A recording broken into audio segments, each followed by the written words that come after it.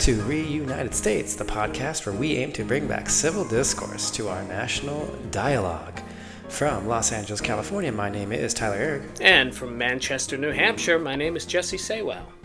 The first thing we'll talk about today is going to be something I think a lot of Californians are probably thinking about right now, something that's changed widely in the past few weeks, and that's the California governor race.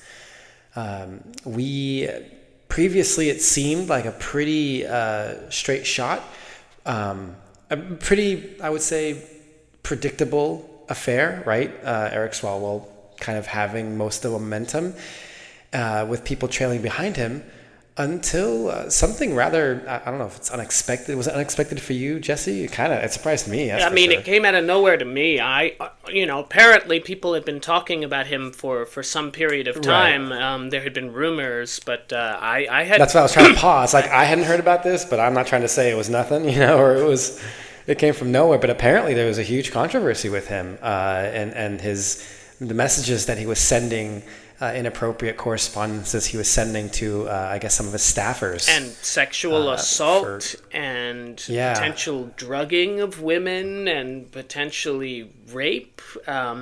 Really serious accusations made that, and clearly, with the messages and with weird videos that are not AI, I thought it had to be AI, weird videos of him making out with women that are not his wife, of course. Swalwell, within 72 hours, goes from being a congressman who is maybe the favorite to be the next governor of California to no longer being a candidate for governor and no longer being a representative in the House. What an unbelievable fall from grace this is. We've seen some really remarkable falls from grace, but this was so fast. This was so obvious too. The evidence was kind of overwhelming there, and he's gone. So now your beloved state. And I'll say, it's like I will give no credit to someone like this because if what is being accused is true, beyond what's already kind of been proven, right? Then I don't want to give any credit to somebody like this. But I will say, at least he, did the thing of quitting out. Right? I'm not giving him any leaving, credit, and that's not something that we see other people doing. He was going to get who have been accused of. He was going to get booted. This is this weird. He was going to get literally expelled from the House for this by his Democratic colleagues, and the only reason that this really worked out as quickly as it did was because Republicans also have a sleazy guy who needed to resign.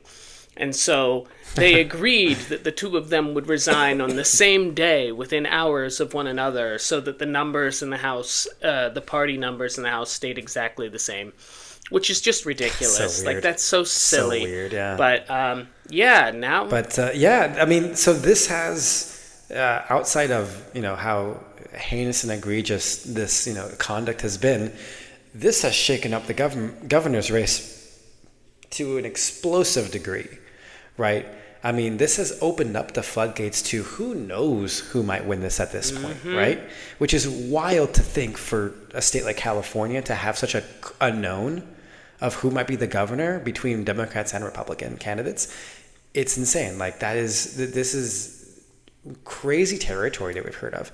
So to go over a few of the, I guess that we want to call them the top 4 candidates that we have right now, they're all kind of punching each other out, at the top level. On the Democratic side, we have Katie Porter, former U.S. representative and Jesse's favorite person ever. Stinker. And we have Tom Steyer, a rich guy, maybe a nice guy, but a rich guy, and that is inherently a problem for me. Stinker. So not the greatest two Democrats to head the election, but on the other side we have two admittedly probably more dangerous individuals in the form of Chad Bianco, who is the Riverside County Sheriff, I guess Sheriff Coroner specifically, currently still is. And we have Steve Hilton, who is the candidate that I believe Trump has endorsed already. And he was a political commentator and apparently, and I didn't know this, former advisor to David Cameron. He's like way worse. Let's get that out of the way first. Like, he's terrible. Like, I don't want either of these people, but Hilton, much, much worse. And of course, a handful of other candidates. My go-to guy, I like Javier Becerra a lot, and he seems to be doing really well right now. Actually, seems to be surging in the shadow of the Swalwell controversy. So I'm kind of excited to see if he, becomes competitive and viable, as we get closer to the elections. He was a former Secretary of Health and Human Services, former AG of California. Great guy, qualified guy. He would get my vote, if I voted right now. And we have Antonio Villaraigosa. Jesse, I know you like him. I do like him. I like him too. He was a former mayor of LA. He was pretty awesome. And he was a speaker of the California State Assembly as well.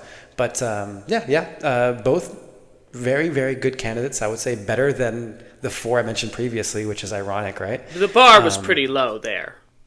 Yeah, to be fair, yeah. I guess polling has shown a lot of different things. I mean, I've seen a lot of polling that showing the two, and I think most people have seen these polling where it shows the two Republican candidates kind of on top right now, which is a little scary, also a little bit misleading. I don't think it's quite that much of a dangerous kind of like, I don't think it's quite that dangerous of a sentiment that I guess a Republican might win. Because we also have seen polling that's showing that it could easily be a Steyer or a Porter or any other, a Democratic candidate. But either way, it's shaping up to be a very competitive race, which would be a first for California in quite a while. I'm all for competition. I like it when things are competitive. It kind of forces the best of candidates usually, forces them to really fight for their position. And when you have competition in a state that is either deep blue or deep red, it's good, right? It tells you that the person who maybe felt like it was like a slam dunk now needs to try. And we want our candidates to try, right? Yes. We want them to actually have the effort and actually fight for the job that we are going to be electing them for, and the job that they're going to be paid a lot of money to do.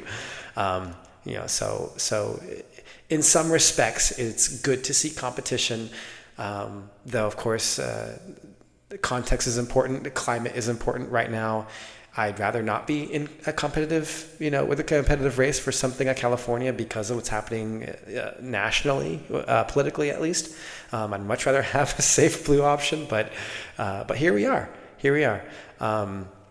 Jesse, what are your thoughts on some of these candidates and the election for California governor? This is a mess. What a shit show, if we're being honest. If the party could consolidate around, even two people right now, you could potentially, you could breathe a sigh of relief. The real concern is that it's the top two vote getters regardless of party, right? Which was done originally by California Democrats with the hopes of, okay, maybe we'll have two Democratic gubernatorial candidates on the ballot and no Republicans, which will tamp down Republican turnout in the general election, right? Which might help House races and all sorts of other things.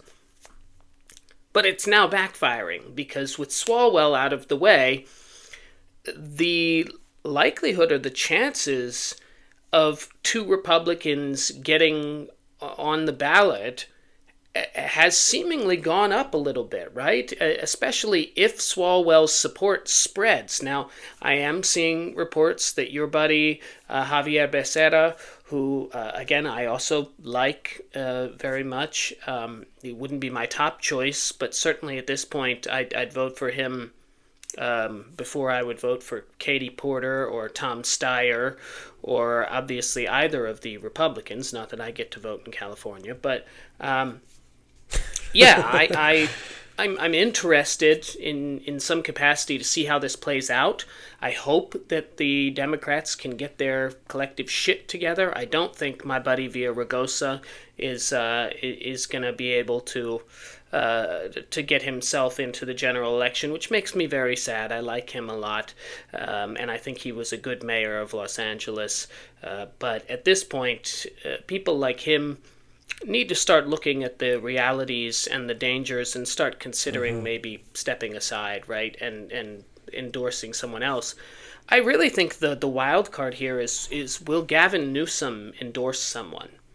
Because I think that if Gavin Newsom was to endorse someone prior to the primary, that would go a long way. You know, Gavin Newsom, for all of his, flaws and challenges, he is still a very influential figure in California politics, and obviously as the sitting governor, but also he is a popular figure in California politics. So, I think that Gavin Newsom certainly has the ability to kind of to lean into this race, but he doesn't really like Steyer, right?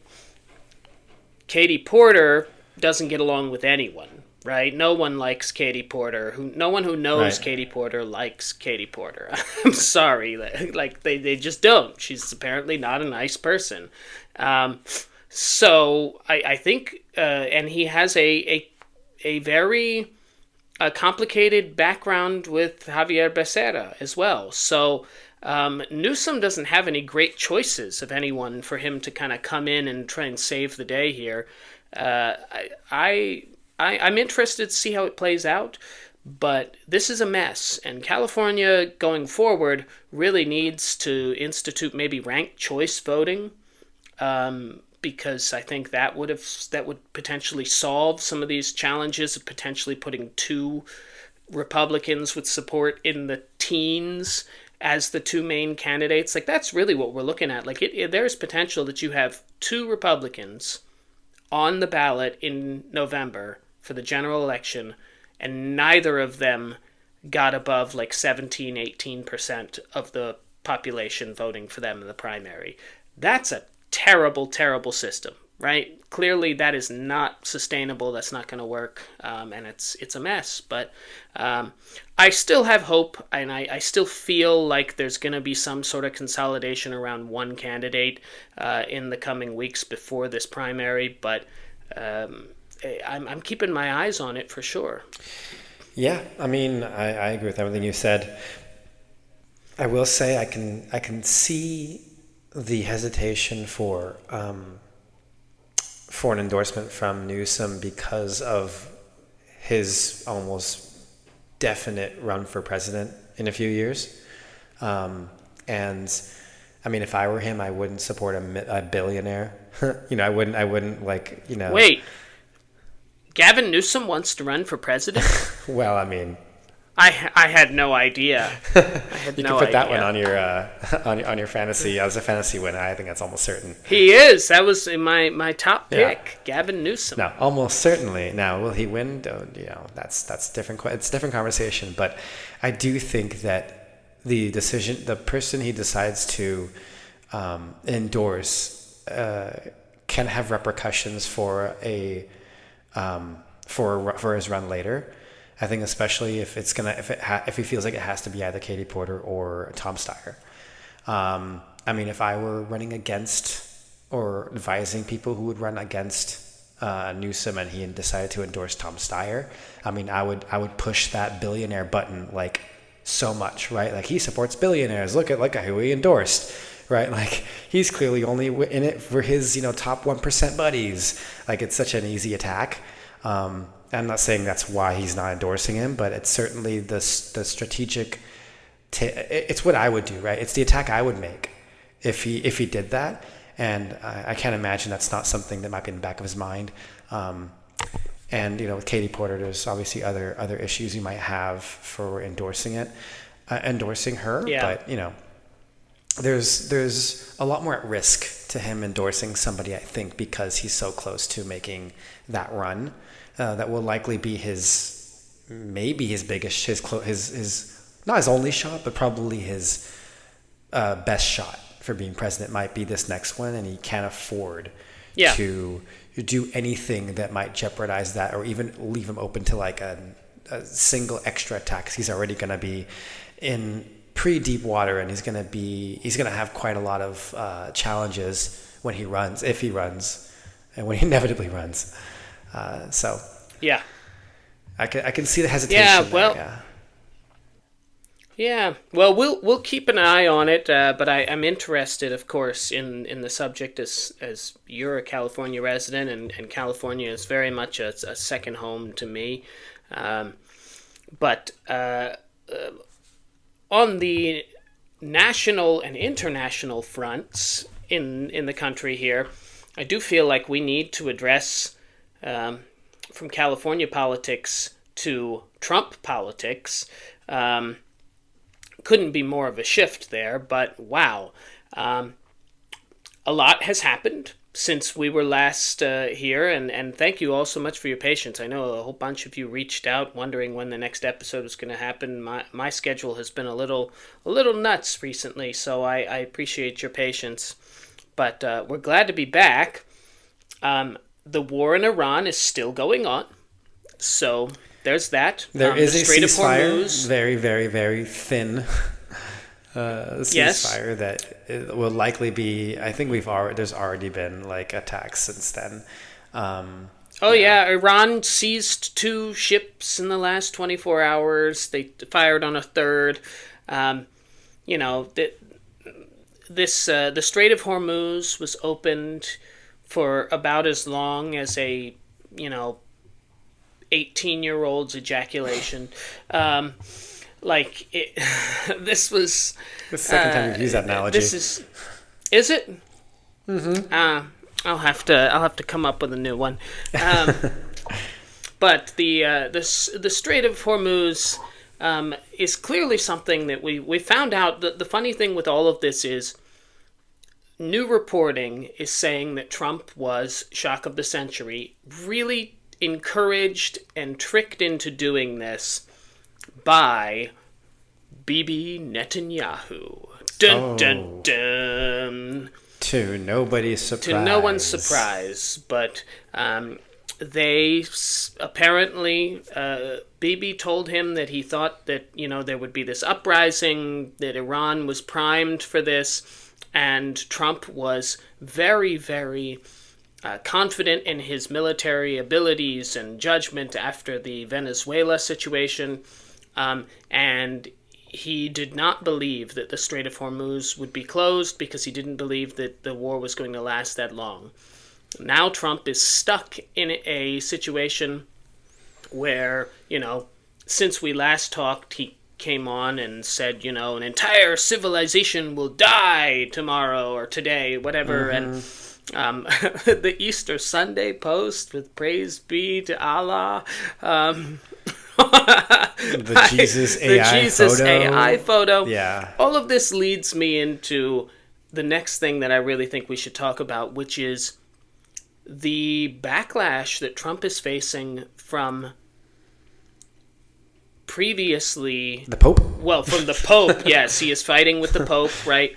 But the backlash that he is facing from some of these right-wing figureheads and voices, like Candace Owens, like Tucker Carlson, who posted, in his podcast with his brother, apologized for misleading people into helping Trump get elected again. Spare me that, Tucker. Of all people, you don't get to apologize. You were there for the last 10 years. You have been there. You got him elected 3 times. What about this has surprised you? What about Trump's behavior has surprised you? What did we not know about him? But anyway, we are seeing a massive kind of exodus from the Trump wing right now, unlike anything we have ever seen before. There is no parallel for this. Now, I'm not saying it'll stick. I'm not saying those people are going to go vote for Democrats. They're not, right? But no, they're going to go back to doing nothing political. Right. Well, some of them will. Tucker Carlson, maybe he's priming himself to run for president. I still think that that's what this is all. You seem to be on that. You've been mentioning that quite a lot in the last few months. I think that that's still on his radar. I think that he wants to run, and he knows that Vance will not be able to criticize the president. Rubio will not be able to criticize the president. The only person who will have a viable wing to, be able to do that is somebody from outside the administration who can come and say, Trump failed us, now I want to do what he promised that he would do. That's the kind of that's the path that I see Tucker Carlson walking at the moment, because Trump is going to be so overwhelmingly unpopular. He already is. I saw the poll out this morning. His approval rating was at 33%. We're down at the George Bush Iraq War level of support for Trump. I don't see it getting better, especially if this Iran situation can't get fixed. Especially as the affordability crisis is just absolutely brutal. And I also saw a funny thing, Tyler, that, if it wasn't for these stupid tariffs, inflation would be down at pre-pandemic levels right now. But the tariffs, Insane. which we, the consumers, are paying 94% of the cost for these tariffs, the American consumers, that is single-handedly keeping inflation going in this country right now, and that is a policy that can only be attributed to Donald Trump. There is no, this was Biden's economy. That is Donald Trump's decision-making, and it was bad decision-making, and it has impacted this economy. And so, I don't know. Tyler, do you think that there's a path back for Trump to be able to reclaim some of these people, and what would that look like if there is one? In terms of reclaiming the voices that have now gone against them, no, I don't think so. I think for either because it's going to be, I don't see how they retract statements that they've made about him. I want to focus specifically on Marjorie Taylor Greene as a good example, and Tucker Carlson with his most recent stuff. He on his podcast called him the Antichrist. He straight up is making biblical analogies to to Satan almost, right?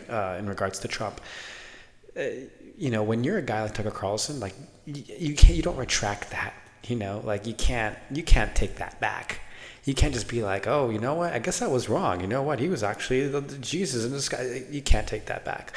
Candace Owens maybe, because she's kind of criticizing him on a very technical level, and I can see that being something you can walk back maybe eventually. But I think some of them are putting themselves in a position where they're nope, this is it. This is it. And also, you have to talk about what Trump said to them. That massive, I will call it tweet, but the social media post that Trump made about all three of those people, where he called them insane. He called them crazy, rhinos, whatever, right? He said that these people were off their rocker, that they had low ratings and all these things. He destroyed them in this crazy unhinged post. People who have defended him for years criticized him once, albeit pretty scathingly, and he shredded them. That's also not something you can take back. While I don't think Tucker Carlson's going to run as you might believe, and I could be wrong, but if he is, then you definitely can't walk that back. Mm-hmm. That's there permanently, and you definitely are never going to get you're never going to get support from him, right? It's one of those things where it's the Pandora's box has been opened. You criticized him, and he's retaliated. That's usually it. It's very rare that we get Trump walking back a statement like that. It's happened, but it's very rare. So I think whether or not Trump does stuff that, it changes direction, let's just say, like, I think it's one of those situations where it's like the box is open, it's like you've already started attacking. It's too late, I don't see how you walk back statements like that made by either party. And I think this is going to be disastrous for the MAGA movement, which I say this like with a hint of I don't really care, because he's not running again anyway and he can't. So MAGA's dead regardless of whether or not this is, destroying his support. It's kind of like, yeah, I mean, if this were during his first term, I would be ecstatic, because this would be something I would say would very likely prevent him from being elected again, because it would splinter his support probably enough by attacking these influencers who have so much pull with people who are MAGA supporters. Now it's like, okay, sure, like they took their crowd and they made them anti-Trump. Who cares? Like, he's not coming. You're not going to be able to vote for him again. Like, does it really matter in the grand scheme of things that you turn these people against him? Like, does it really matter? Like, he's still in office. He's still going to do what he's going to do for the next 3 years, unless he's somehow, like, kicked out of office. Like, it's whether or not his supporters believe in him now is kind of a moot point. So in a way, it's like, well, too little, too late. But I guess it's not nothing. I mean, I guess it's. My thing is, don't let these people forget. It's like I can see people, and I've already seen people, right, like, people who have like much less, influence in social media, but have some already kind of parroting some of those things, or like reposting the videos and being like, do you guys agree? And kind of gauging their own audiences to see if they should jump on this like anti-Trump bandwagon that's started by like a lot of these big media outlets and media individuals.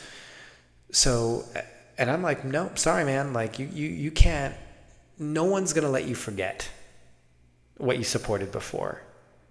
That's the most important thing. It's like, yeah, they might be trying to like save their own image by doing this, and that will permanently hurt their relationship with Trump. Sure, who cares? He's gone. He's done. Who cares about that? What I care about is making sure they're not forgotten, that their history isn't forgotten, right? Is that their previous support isn't forgotten, because that still existed and that will never change. The fact that Carlson, the fact that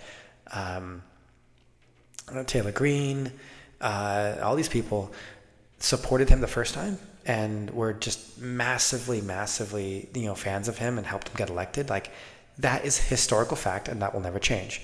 And they should be held accountable for that, no matter what they might say in the future or how they might buck from him. The same thing with feasibly any Republican in Congress or otherwise that has done the same thing. And I find it interesting that to kind of like tie this a little bit to very recent news, Joe Rogan. Joe Rogan is interesting because he has supported Trump. He's bucked from Trump. He's supported Trump. He's bucked from Trump. And did you hear this news recently where Trump signed, I forget if it was an executive order or just a bill, approving the use of this hallucinogenic drug, approving the for certain types of study. treatment. Yeah, the research into it. Yes.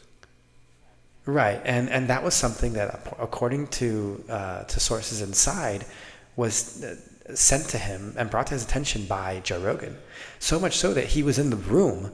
Joe Rogan was in the room when Trump signed it, and he thanked him personally. And there was a whole like kind of like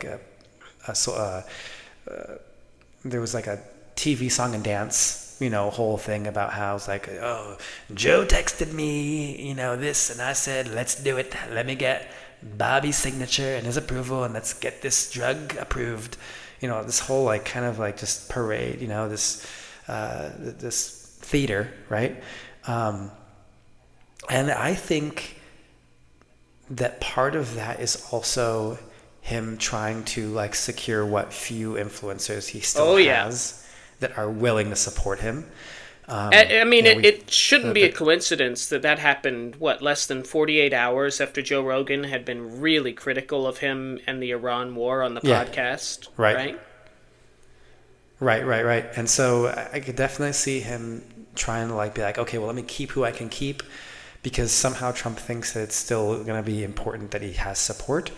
And that's scary, because what does that mean? Does it mean, it's like he shouldn't care, but he does for some reason.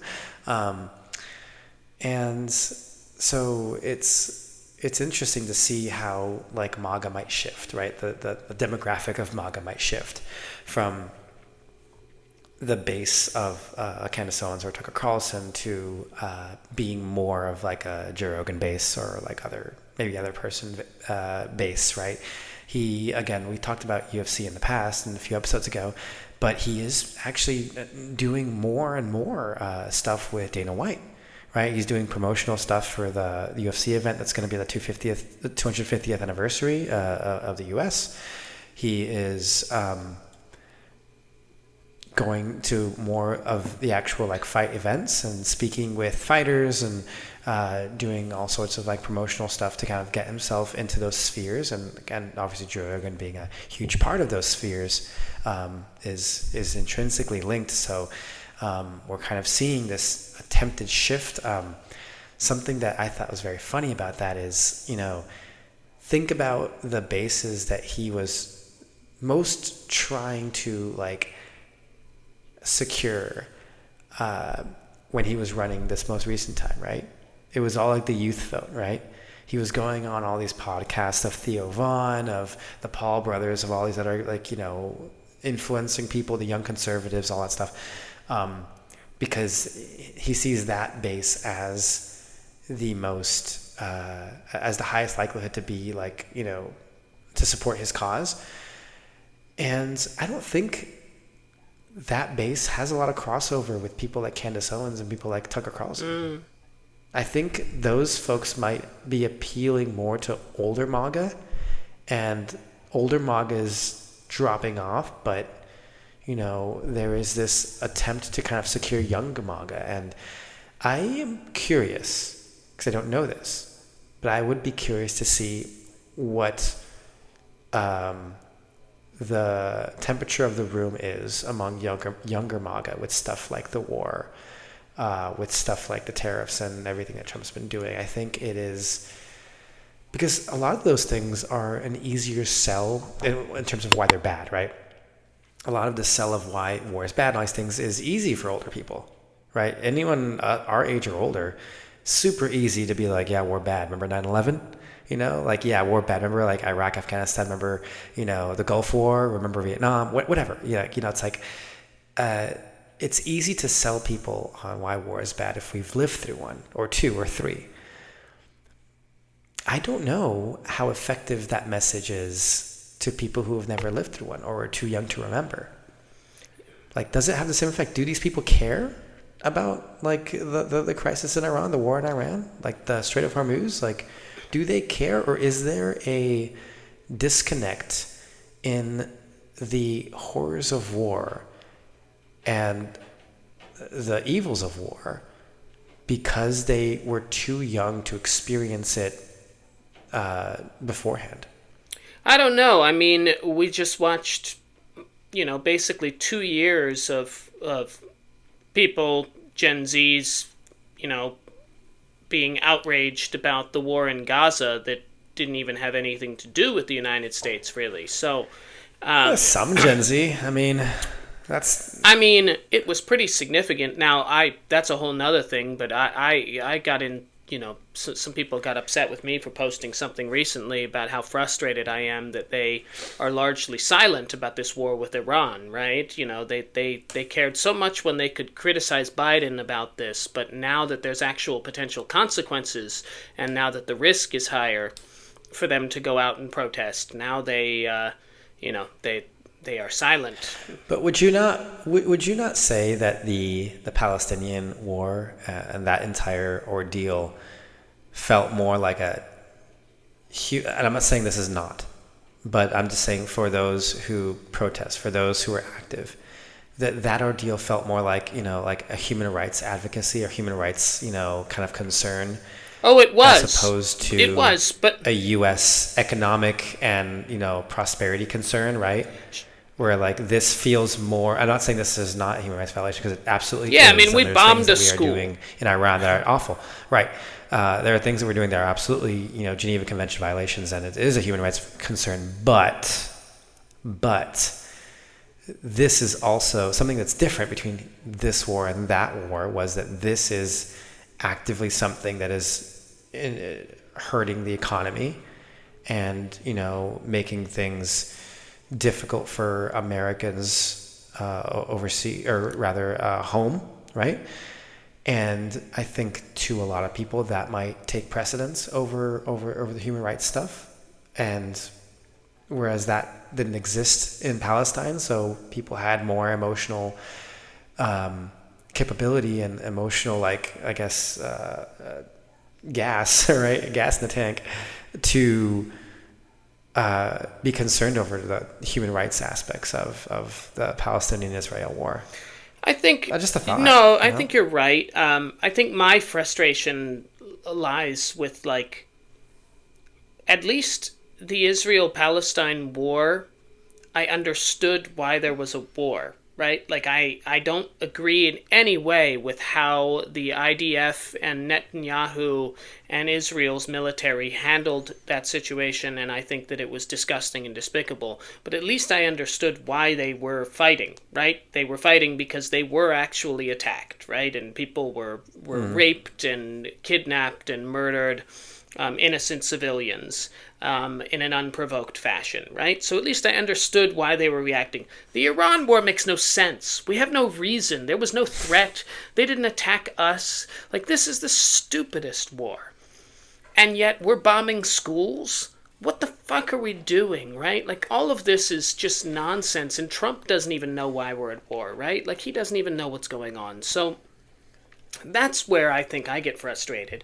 But you're right. When we look at the younger generation, I don't think they care all that much about, like, the logistics of the human rights aspect of it, in terms of Iran. I think they should, but they don't seem to care as much, or maybe they're just too afraid.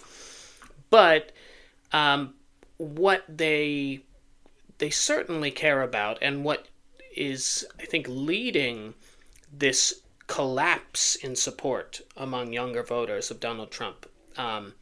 A 40-point swing in the last 18 months, by the way, in younger voters with Donald Trump in approval rating, is affordability, right? Like, young people, and this is completely understandable, young people want to feel like they have a future, that the future has a place for them from a financial perspective, from a prosperity perspective, and they don't feel that way. And Trump made a whole bunch of bullshit promises that he was going to do to help them and all of this, and he would help people and whatnot, and he hasn't followed through on any of that. If anything, he has done the opposite. He has bailed out rich, wealthy, old people again. And I think that that's catching up to him. I really do. I agree, and I think, as someone who is, in the process of buying a home in, one of the biggest cities in the world, I can tell you, like, it feels like, because of these things, right, because of the policies that we've seen that have disproportionately assisted those of higher income, it's and making people feel who are middle income and below, that they're like, they don't have a place anymore. Is, I mean, look at gentrification in every major city in the U.S. Mm-hmm. Like, yes, like, put aside for a second the fact that everyone complains about all the bad things about L.A., San Francisco, New York, whatever, right? Oh, it's dirty. Oh, there's whatever, homeless people. Yeah, sure, that's all true, but put that aside for a second, because it's really not as big of an issue as people make it seem if you live there. It's not affordable because it's gentrifying, because we have special interest groups here who are intentionally driving up the cost of affordability for a home, for an apartment, for a business, for anything, right? Just to live, right? When, like, every single coffee costs $15, when a sandwich costs $35, when median apartment costs $3,000 to rent and houses are over $1 million, and that's just the asking price, you're pricing certain people out of ever being able to live here. And it's like, yes, there are other places to go, but like those places don't have the opportunity that cities have. And so like, why is this happening? Like, is this the way of the world? It's not the way of the world. This is not happening because it's the natural flow of things. This is happening intentionally. Mm-hmm. This is happening because there are people with money who are being allowed to gentrify these cities, to turn them into rich people utopias. They're doing it intentionally. This is not the result of the world, or like oh, California is all messed up. It's like, no, dude, your president's giving tax write-offs to people to do these things. It's like our leader is, actively endorsing the act of gentrification and endorsing these billionaires to continue to drive a wedge between our economic classes. So far so that at the end of the day, it's going to be one group is going to be people who can afford to live in a major city in the U.S., and those who probably can't afford even a house in a town somewhere, and they're going to be shuffled to some no-name like city, state, or county or something, right? Because that's where they'll be able to go if they ever want to appreciate any value in life. Otherwise, you're living off rent and you're never going to appreciate, and you'll be stuck where you are. And that's what they want. They want you stuck. Yeah, and I mean, well, the challenge with that, of course, you look at a city like Los Angeles, and the challenge is that Los Angeles is losing people at an alarming rate. And the concern in particular is like, who's going to do the jobs that you need for these wealthy people who are the landowners, who are for lack of a better term, the ruling class in these areas?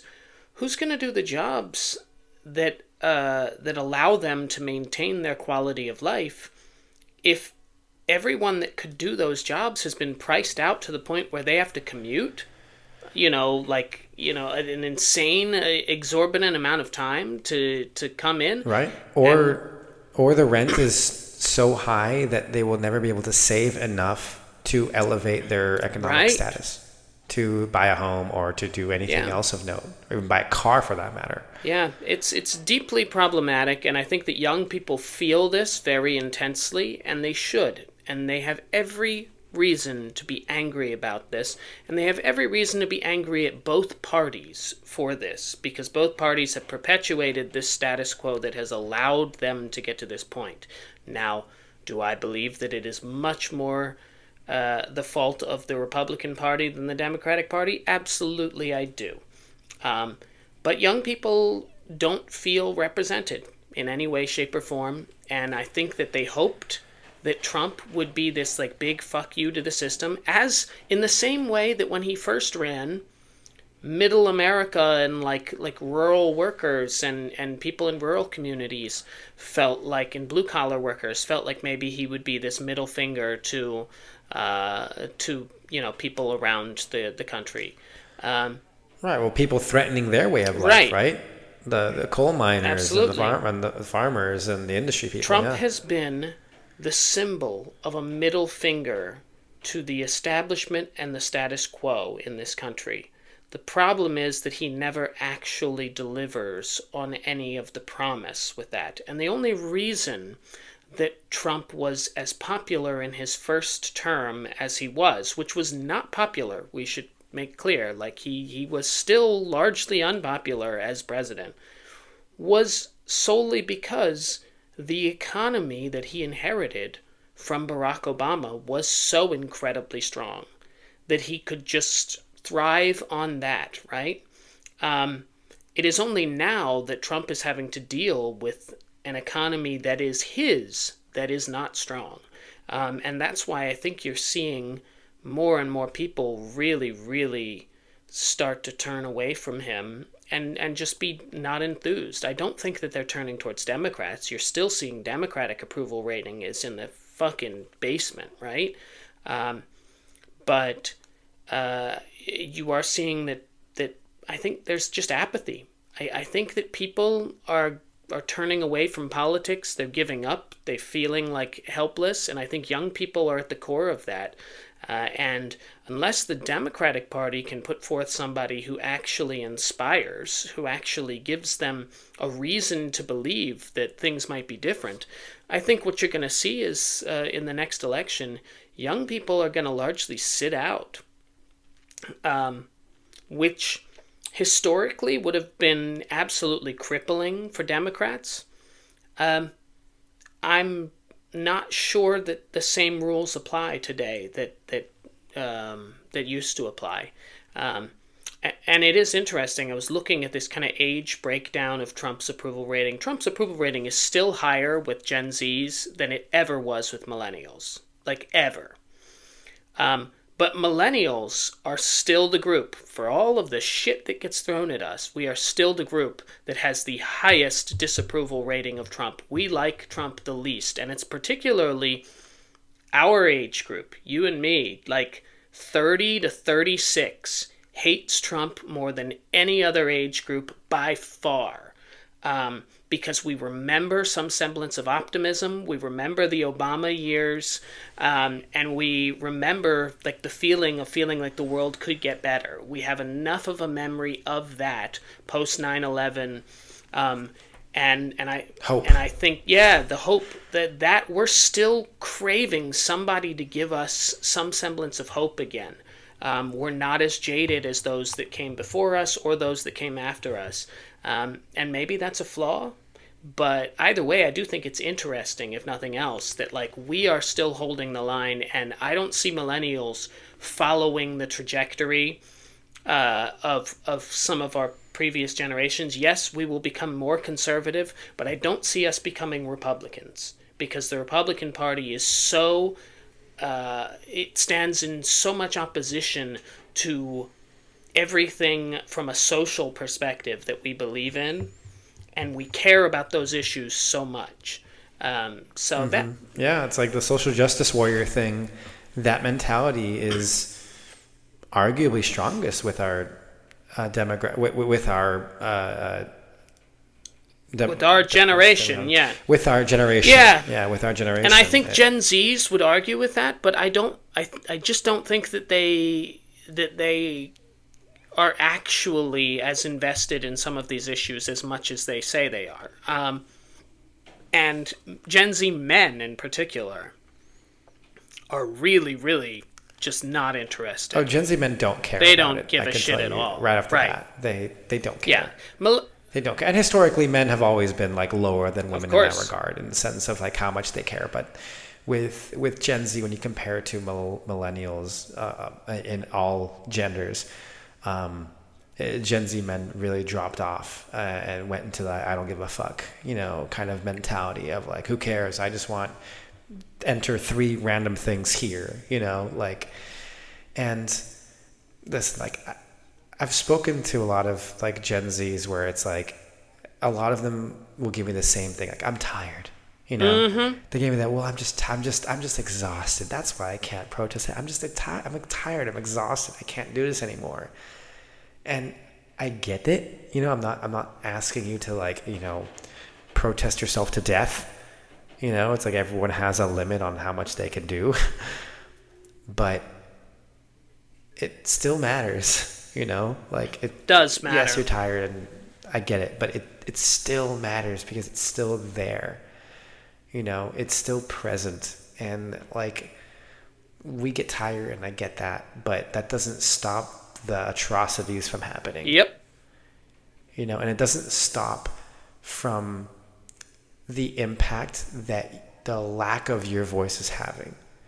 Because if you think, oh, my voice means nothing, when you are protesting, I say you, like people who are very gung-ho with Palestine, when you were protesting Palestine and, on school campuses and all that stuff, guess what?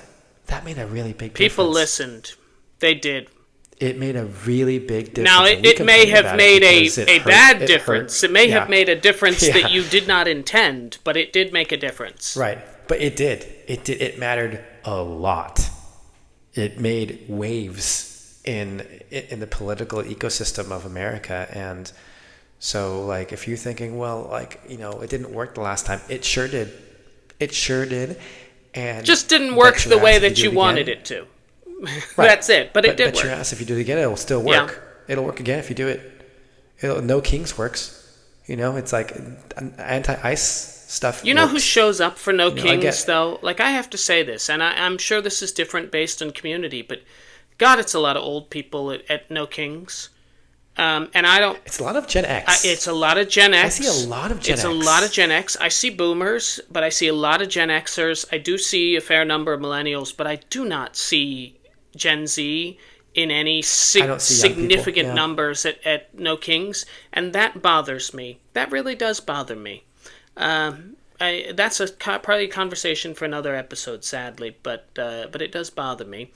But before we finish up today, I do want to at least remind everyone, if you missed this story, to add to the lore that is Robert F. Kennedy Jr., who I am going to stop calling that, by the way, because his dad is an American icon. He's going to be Bobby Brainworm from now on. That is just him. But Bobby Brainworm Bobby Shai Halud apparently cut the penis off a dead raccoon and then took it with him. According to a member of his family, he took it with him to study later, whatever that means.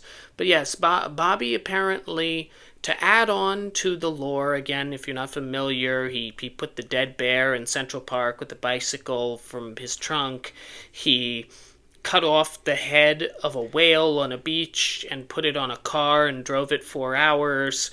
Normal thing, normal family vacation thing. He took chicks, like little baby chicks, and put them into like a grinder and ground them all up to feed to hawks.